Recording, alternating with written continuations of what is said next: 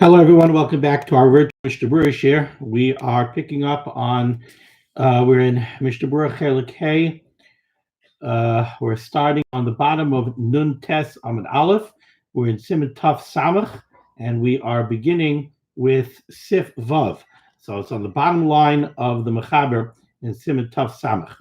Says the Mechaber, Ein lahakel, we should not be lenient, b'ma shehechmiru hakadmonim, about that which the earlier Paiskim were machmer, they ruled stringently, shaloi lasois pandish, that we should not make the dish called pandish, oy pladonish. And let's take a look in the Chavetz Chaim in the Mishnah Berurah to see what exactly those are.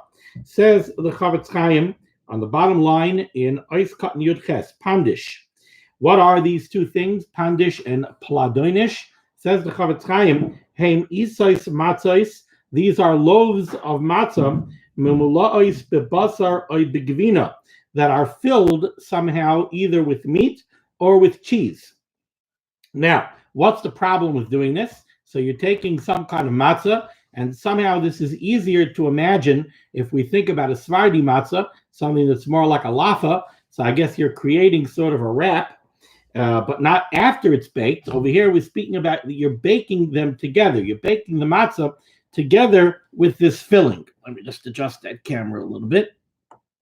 Okay. Hopefully it doesn't fall over, but I think that's a little bit better.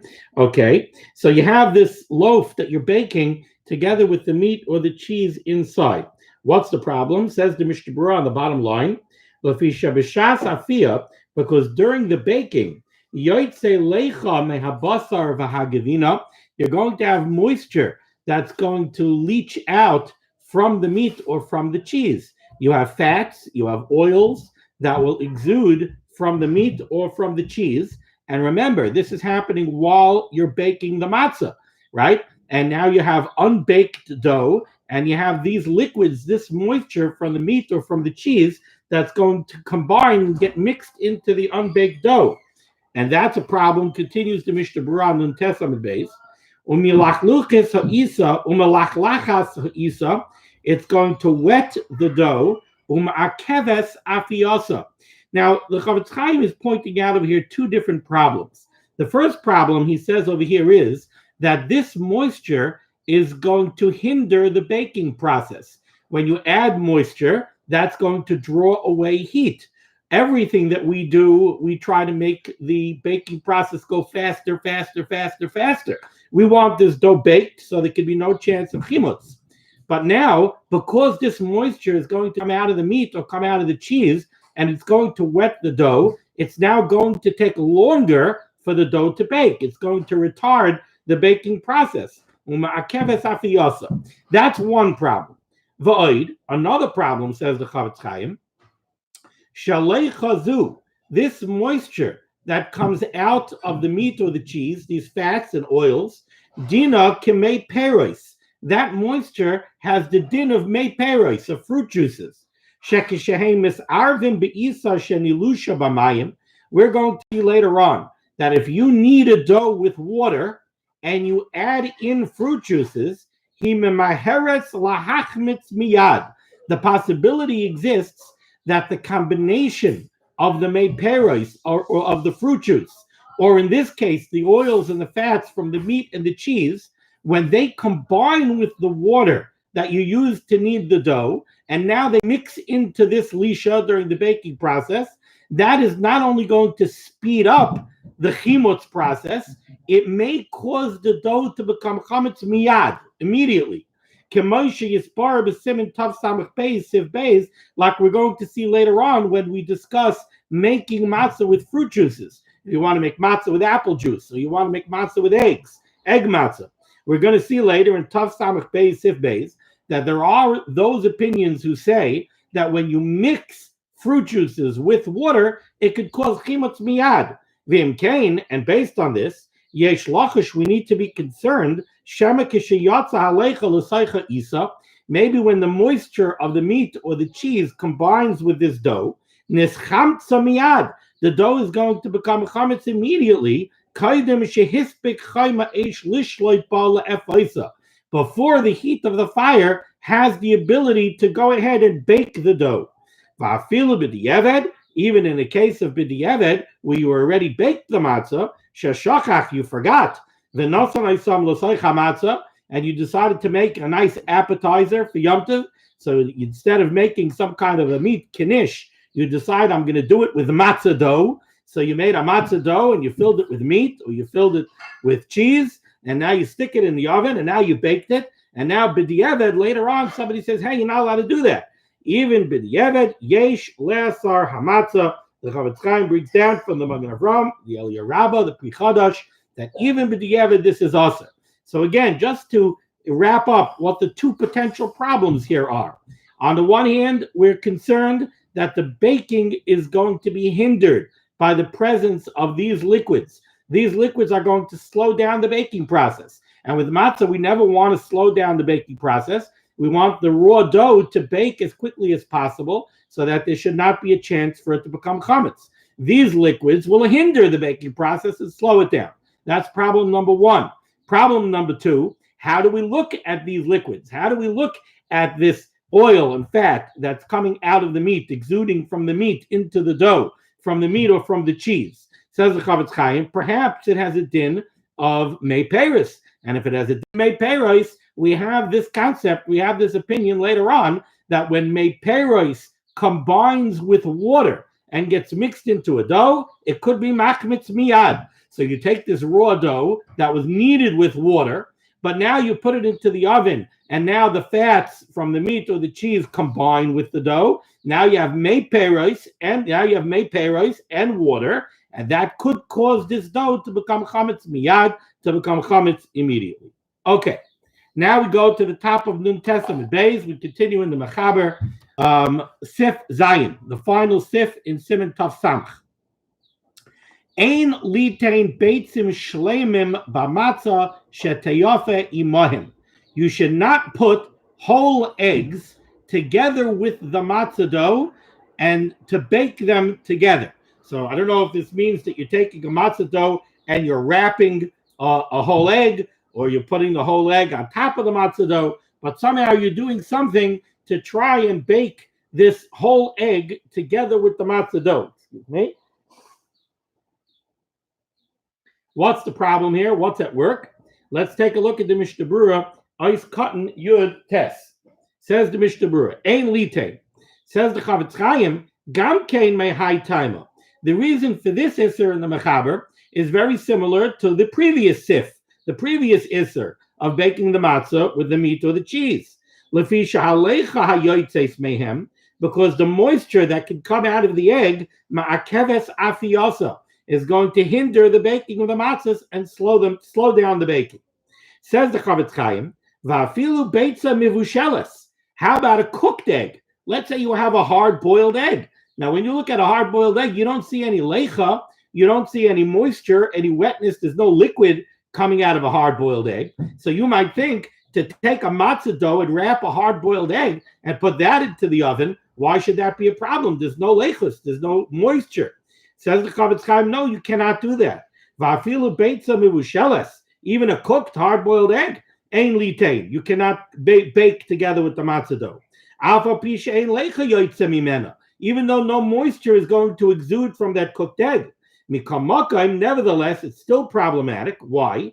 Because b'mekayim habeitza, where the egg is in contact with the dough, ein chayma eish shoylet sham, the heat of the fire is not going to hit the dough in that area. Ve'ein nefesh sham yafeh.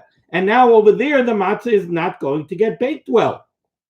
And as we're going to see as we continue, the Chavetz Chaim is going to compare this to the well-known case that we all know. When you go check the matzahs, you don't use a matzah that has a kfula. We don't use a matzah if there's a fold in the matzah. Why don't we use a matzah with a fold? Because where the dough folded, inside that fold, we're afraid that the heat of the oven doesn't penetrate into the fold and it doesn't bake. So too over here. If you have the dough and it's in contact with the egg, we're afraid that the heat of the fire, the area of the dough that's in contact with the egg, is not exposed to the heat of the oven. It's not well exposed, and perhaps it won't bake as well. That's the reasoning that the Chavetz Chaim gives over here, and could be this is why the Mechaber put these halachas in two separate seifim. The rationale for the earlier sif was the moisture. The rationale for this sif is not moisture. It's also the area of contact. It's not going to bake. Says the Chavetz Chaim in Chav, Shetayafet imahem. You shouldn't put the egg together with the dough to bake them together. Says the Chavetz Chaim, Va'afilu b'di'eved yesh le'esar. This also is even a problem b'di'eved. This is prohibited even b'di'eved, even after the fact. Lefi masha anu noigin le'esar matzah sheniskat lo bataner lefi she'en chayma eisher l'cham. According to us, that we're noig that we don't use a matzah kula, folded matzah, like I just explained, and we're going to see that we don't use a folded matzah even b'di'eved. So too over here, even b'di'eved, this should be aser. V'achinami bazeh. Continues the Mishnah Berurah, and the Mishnah Berurah says, Avalim nasan l'saycha zer oinim. Let's say you put seeds. You wanted to bake, in the old delis or still in the supermarkets. You can get the Jewish rye with seeds, the seeded bread. So let's say you wanted to make your matzah with seeds. Could be poppy seeds, sesame seeds. Avalim nasan l'saycha zer oinim. If you put seeds in with the matzah. So do we say the same thing? Do we say that the area of contact between the seeds and the dough, we have to be chayshish that it didn't get well baked? Over there, the Mishnah Berurah says, if you put seeds in together with the dough, afilu einam ketushim, even if the seeds were not ground, so we're talking about whole seeds, muteres ba'achila, that would be muter ba'achila. Because something that's that small is not going to hinder the baking. We don't say that a tiny sesame seed over there, the matzah is not going to get baked. However, however, the Mishnah Berurah does say that lichatchila, you should not do that. Lichatchila, we should not be baking matzahs together with seeds. Just see, I made myself a note here. What did I... Give me 1 second here.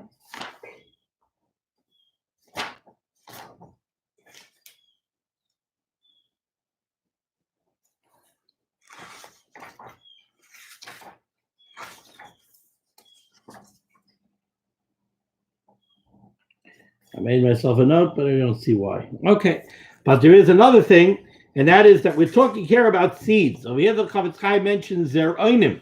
How about spices? Spices are not zeroinim. So we saw earlier in Siman Tov Nun Hey in the Mishnah Berurah in Ois Cotton Mem Vav. We said over there, Tov Nun Hey Mem Vav. He says here that you don't have a chash chimutz from the spices, but you should not use spices because there's a potential that by using spices in the matzah, it might be considered matzah ashira, and we could look back over there. Okay. Now we go weiter. Now let's go on to Samach Amud Aleph, and let's begin Siman Tov Samach Aleph. Dinei afias hamatzah. The halachas of baking the matzah. Ubay hey seifim, and here we have 5 seifim. It's so delicious to be learning these halachas on Pesach. We're learning all about matzah and hilchas Pesach. It's wonderful how it fell out. Okay. Dina afias hamatzah ubay hey seifim. Says the Mechaber. Taner she'oifim by chametz. The oven that you're going to use to bake, the oven that you used all year to bake chametz. And now you want to use this same oven to bake your matzah. We're rich and we're spoiled. We have commercial matzah bakeries, and who would think about using a matzah that you used to bake chametz to bake your matzah? But that wasn't the case. If you go back, especially the Chavetz Chaim's time, even earlier in the times of the Rishonim, there was poverty, and you used the oven that you had. So you had an oven, you used it all year for chametz, now you want to use it to bake your matzahs. Taner she'ofen by chametz, a taner, an oven that you use to bake chametz, sarich lizaher, you have to take care. Ki sheyasiku kidei laflis by matzah, when you fire it up in order to use it for your matzah baking, you have to be very careful. Sheyelchu hagacholim al penei kuloi, that the coals, when you put the coals in the oven, you got to make sure to get burning hot coals all over the floor of the oven. The first thing you got to do when you want to prepare the oven for baking the matzahs, if you used it for chametz, is you fire up your coals, you get your coals hot, and now you got to spread out hot coals on the entire floor of the oven before you do anything else. Ve'ein dai loy belahava. You cannot rely on the flames of the oven, that the flames of the oven will kasher the oven. You can't do that. You need the coals to kasher the oven, and therefore you need the coals to come into contact with every spot in the oven. Why? Explains the Mechaber, because we know the rule of the golden rule is, how do you kasher a keli? We said earlier, the way a keli absorbed tam, that's the way you need to kasher it. That's the way you need to get it to be pilot, to give out the tam that it was by Leah, the tam that it absorbed. So if you have a pot that absorbed tam by cooking on a fire, so you have a klirishin al ha'esh, in order to be pilot that tam, you got to boil up water in it, the klirishin al ha'esh, because the way it took in the tam, that's the way it's going to give out the tam. Now, how this oven that you baked chametz in all year, how did it absorb tam? Well, all year long, when you were baking your chametz, when you were baking your challah, it had hot coals in it. So the oven was baileah through hot coals. And you don't know where the coals went. Even if you're in the habit of banking the coals on the sides or in the back, while you use the oven, there are always times that coals fall into the middle of the oven. So then that spot got heated with a coal while there was chametz in the oven. So it was baileah tam chametz through coals directly on it. So now if you want the oven floor to be pilot, the tam chametz, you got to put hot coals all over the floor of the oven. Like the Mechaber says, the same way the oven absorbed the tam chametz through hot coals, that's how it's going to be kashered and give out the tam chametz, through contact with coals. And furthermore, and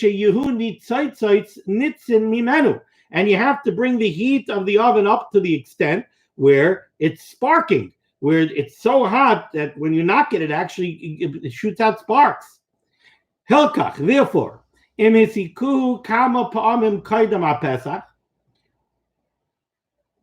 if this oven was used many times with chametz before Pesach, the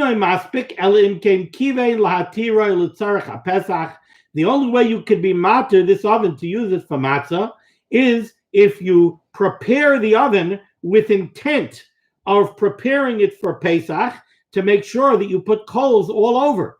What he's saying is, if you use this oven for chametz during the year, and now you fire it up, even if you don't use chametz in it, but you fire up the oven once, twice, 3 times, and now you'll say, listen, I fired up this oven 5 times already without any chametz in it. Its zicha has to be kashered. I could use it now for matzah. No, you have to fire it up with intent that you're kashering it for use for Pesach. That way we know that you had in mind to fulfill this requirement, to put burning coals on the entire floor of the oven. There are those that have the custom lahatel by karka chodosh, to put a new layer of dirt over the oven floor, so that you should not need this level of hesek, of firing up, to put coals all over the whole thing, because you're going to put a fresh layer on the bottom of the oven that's thick. Then we're not worried about the blias that are going to come out when you use the oven, because you're essentially putting your matzah on a new oven floor. Minig yafehu, and the Mechaber says that this is a good minig. Says the Mishnah Berurah in Eis Katan Aleph, Kishiyasi Kuhu, when you fire up the oven for use for baking your matzahs, for Pesach use. V'avsha tanurim shalanu nasu milavenim hanisrafim bekivshan. Even though, says the Chavetz Chaim, in his times, the floor of the oven was lined with tiles, bricks, stones, but not stones. They're more like bricks or tiles that are fired in a kiln. V'yesh lahen din kli cheres, and we said earlier that when you have bricks or tiles that you fire in a kiln, those have the din of a kli cheres. And what's the din of a kli cheres? She'ena yoytze midei dafyoy, that there's no way to take out the dafyoy is the bad nature of the brick. You can't be, in other words, you can't kasher it. We said that a brick or a tile that's fired in a kiln has a din of a kli cheres. And a kli cheres, we said you can't kasher. Even with libun, you can't kasher it. So if our floors that we use for chametz are made out of these kind of bricks or these kind of tiles, how are we saying now that we're going to kasher it with this hesek by firing it up and putting coals all over the oven floor? Says the Mishnah Berurah, Mikamokai mahani hesek. In this case, hesek, firing it up with coals, is effective. It does kasher it. Kevon de hesekon mi bifnim, because the hesek is taking place inside the oven. In other words, it's not like a pot where the fire is on the outside and the food, the blias, took place on the inside. When you cook with a pot, it's sitting on the fire, so the fire is on the outside, but the blias come from the inside. So if you would have an earthenware pot, we say you can't kasher it. But over here, the blias took place inside the oven, in the interior of the tanner, and the hesek, I'm firing it up with coals, is also on the inside. And and with these kinds of tiles and these kinds of bricks, are we worried that we're scared to get the oven superheated because we're afraid it's going to pop? One of the reasons we said you can't kasher a kli cheres is because we said you're afraid to get the kli cheres superheated. You're afraid to get it superheated because you're afraid it's going to burst. It's going to break from the intense heat. But these tiles and these bricks, they're oven bricks. They're oven tiles. This is what they're made for. So I'm not afraid that I'm going to ruin them. So the hesek, the fire is on the interior of the oven, and that's where the blias came from. And it's made for this, so there's no fear that you're not going to superheat it. This is similar to what we saw earlier, that you could kasher a kli cheres by putting it back into the kiln that it was fired in. That kiln is burning to such an intense heat that when you put it into the kiln, we know you're not afraid of superheating it. Otherwise, you wouldn't get it anywhere near the kiln. So if you're putting a kli cheres back into the kiln, we know it's going to get superheated. And also, we say in halacha, panim chadasha is balakan. When you take a kli cheres and you put it back into the kiln, it's like you're firing it into a new keli. So too over here, you're superheating these tiles and these bricks by spreading out burning hot coals throughout the interior of the oven. Panim chadasha is balakan. It's like you're turning these bricks and these tiles into new items. So now it can be kasher. The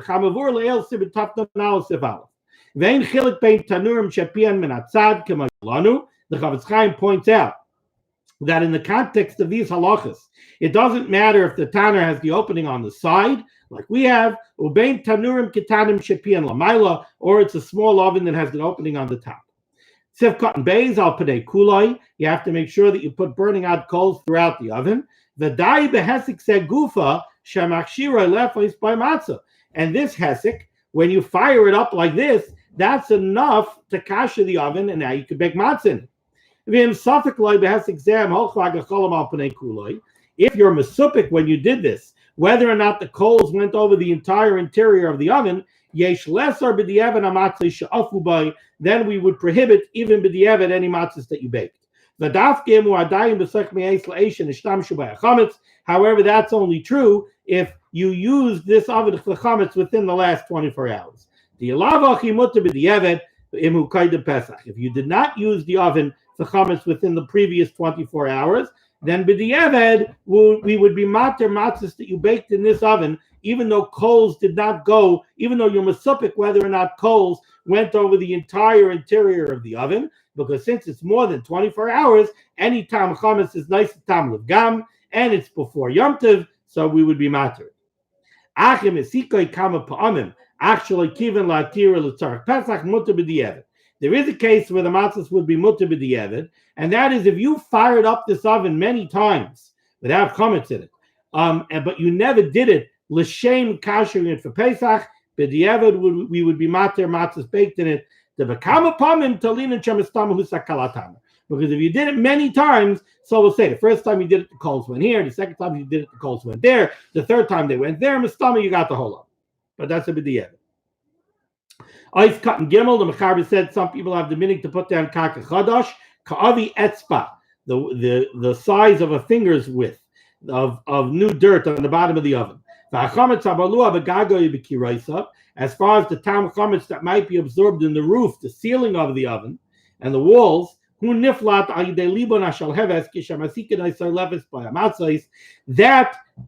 those blias come out through the flame of the fire when you fire up the oven to bake the matzahs, because the ceiling of the oven is not beleah through coals. You don't put coals on the top of the oven. That's beleah from the heat of the flame. So you'll now fire up the oven for Pesach use. You have the heat of the flame right away. It'll be pilot and it'll be kosher.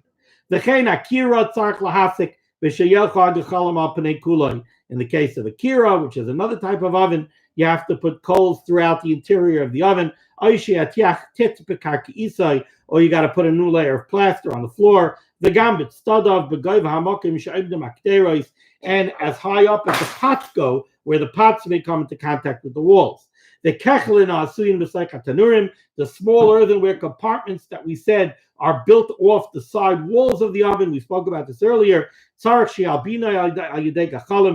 to do liban on the interior of those compartments by filling them up with coals.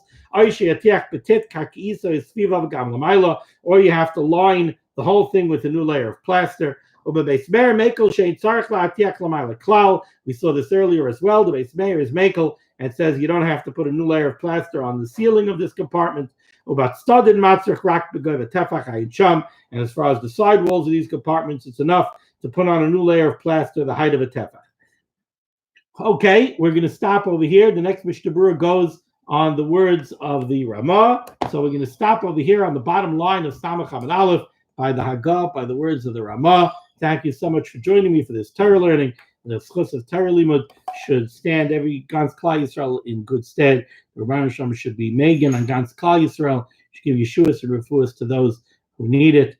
All the suffering should end. The Rebbeinu Shalom should bring the Geula Shlema b'meher v'yameinu. Be well.